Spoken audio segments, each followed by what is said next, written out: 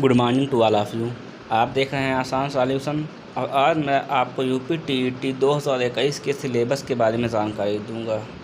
सिर्फ सिलेबस के बारे में नहीं, अभी तो मैं आपको उसकी कट ऑफ के बारे में और जो निगेटिव मार्किंग से संबंधित लोग क्वेश्चंस कर रहे हैं उसके बारे में आपको संपूर्ण जानकारी आपको एक ही वीडियो के माध्यम से मिलेगी। तो दोस्तों, अगर अभी तक आप मेरे चैनल पर नए हैं तो मेरे चैनल को सब्सक्राइब करिए और बेल का आइकन ज़रूर दबाइए।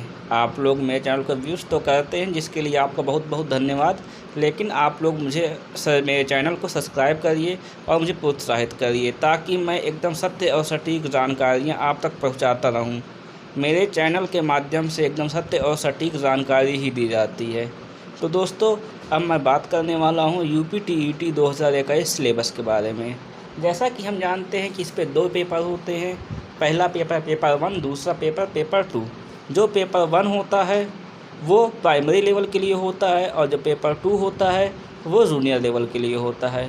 तो आइए सबसे पहले हम प्राइमरी लेवल के सिलेबस के बारे में बात करते हैं। तो जैसा कि आपको स्क्रीन में दिख रहा है, ये रहा प्राइमरी लेवल का सिलेबस जिसे हम पेपर 1 कहते हैं।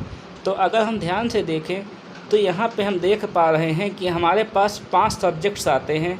पहला होता है child development and methodology and pedagogy, जिसे हम सामान्य भाषा में शिक्षा, बाल विकास और शिक्षण अधिगम बोलते हैं। ये 30 नंबर के होते हैं और 30 क्वेश्चन होते हैं। मतलब जो इसमें क्वेश्चंस आते हैं वो 1 नंबर का 1 क्वेश्चन होता है। अगर हम बात करें लैंग्वेजेस की तो यहाँ पे 2 लैंग्वेज चूज करनी होती है। जो दूसरा सब्जेक्ट होता है वो कंपलसरी हिंदी सबका होता है। जो लैंग्वेज 1 होती है ये भी 30 नंबर की होती है, 30 क्वेश्चंस होते हैं। जबकि जो तीसरा सब्जेक्ट होता है उसमें हमें कोई दूसरी लैंग्वेज चूज़ करनी होती है। उसमें हम इंग्लिश भी चूज़ कर सकते हैं, उर्दू भी चूज़ कर सकते हैं या संस्कृत भी चूज़ कर सकते हैं। ये 30 नंबर के होते हैं और 30 ही क्वेश्चंस होते हैं। उसके बाद बात आती है मैथमेटिक्स की। मैथमेटिक्स का मतलब गणित, ये भी कंपलसरी है। 30 क्वेश्चंस होते हैं, 30 नंबर के होते हैं। उसके बाद आता है एनवायरनमेंटल स्टडी, ये भी 30 क्वेश्चन होते हैं, 30 नंबर के होते हैं। इस प्रकार हमारे पास टोटल 150 क्वेश्चंस हुए और वो 150 नंबर्स के हो गए। इस पेपर को हल करने के लिए हमको जो समय मिलता है वो मिलता है 2.5 घंटे। 2.5 घंटा समय मिलता है, अर्थात एक क्वेश्चन करने के लिए हमें 1 मिनट का समय मिलता है। अब देखिए दोस्तों, ये बात है पेपर 1 अर्थात प्राइमरी के लिए। जो भी स्टूडेंट प्राइमरी लेवल के यूपी टीईटी के तैयारी के लिए परेशान थे कि सर सिलेबस क्या है, तो मैं उसके लिए बता दूं, यही ऑफिशियल सिलेबस है। एकदम सत्य और सटीक जानकारी आपको दी जा रही है। यहाँ पे हम आपको एक बार फिर बता दें कि जो सेकंड लैंग्वेज है उसमें कोई ये शर्त नहीं है कि आपको इंग्लिश लेना है। जो छात्र इंग्लिश में कमज़ोर हैं वो संस्कृत ले सकते हैं, जो संस्कृत में कमज़ोर हैं वो इंग्लिश ले सकते हैं। जिनका सब्जेक्ट उर्दू हो, जो उर्दू जानते हों वो उर्दू से पढ़ाई कर सकते हैं, अपना सेकेंड लैंग्वेज उर्दू ले सकते हैं। लेकिन बाकी जो 4 सब्जेक्ट हैं, बाल विकास शिक्षण अधिगम, आपका हिंदी और गणित, उसके अलावा आपका इन्वायरमेंटल स्टडी जिसे हम सामान्य भाषा में पर्यावरणीय अध्ययन कहते हैं, ये जो 4 सब्जेक्ट हैं ये सब में क्या होते हैं, कॉमन होते हैं।